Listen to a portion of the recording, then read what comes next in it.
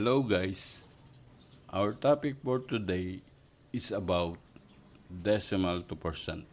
So magbibigay ako ng mga number na may decimal at i-convert natin ito into percent. Okay, number 1 example is 0.09.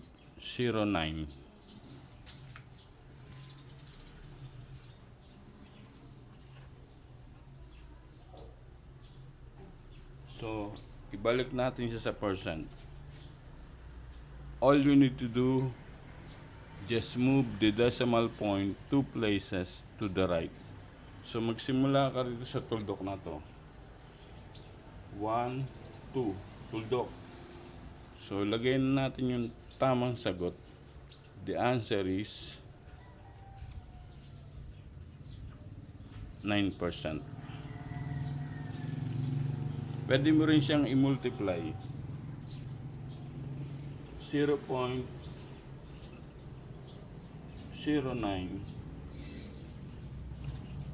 times 100 is equal to 9%. Another example.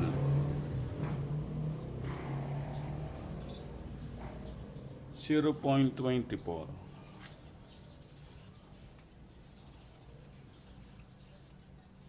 So, ibalik natin sa percent.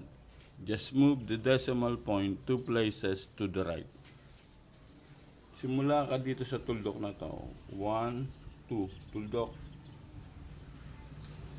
Yung tuldok doon nalipat. Kaya, ang tamang sagot ay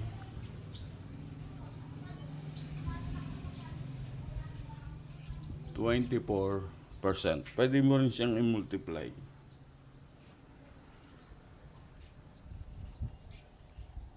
0.24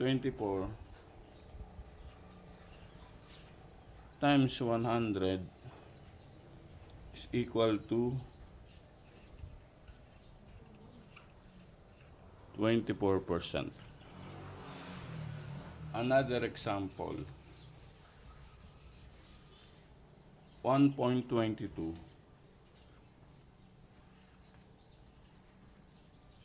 So, balik natin siya sa percent.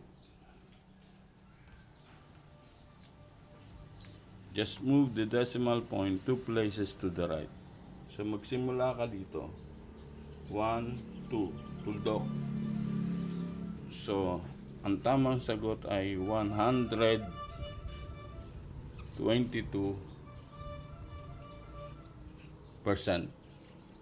Pwede mo rin siyang i-multiply.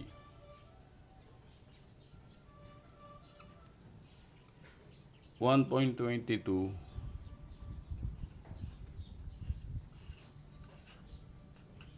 times 100 is equal to 122%.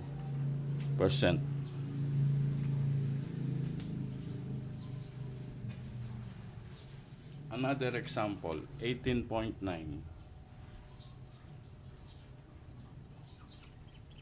So, balik natin siya sa percent. Just move the decimal point 2 places to the right. 1, 2, tuldok. Nakita mo itong bakante na yan, lagyan mo yan ng 0. So, the correct answer is 1,890%.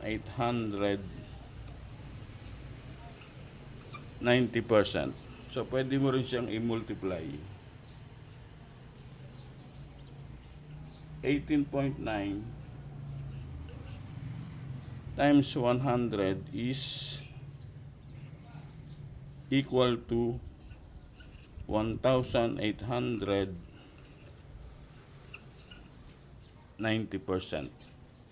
Okay guys, I hope you have learned from my simple explanation. You can watch my next video again. Till next time, thank you.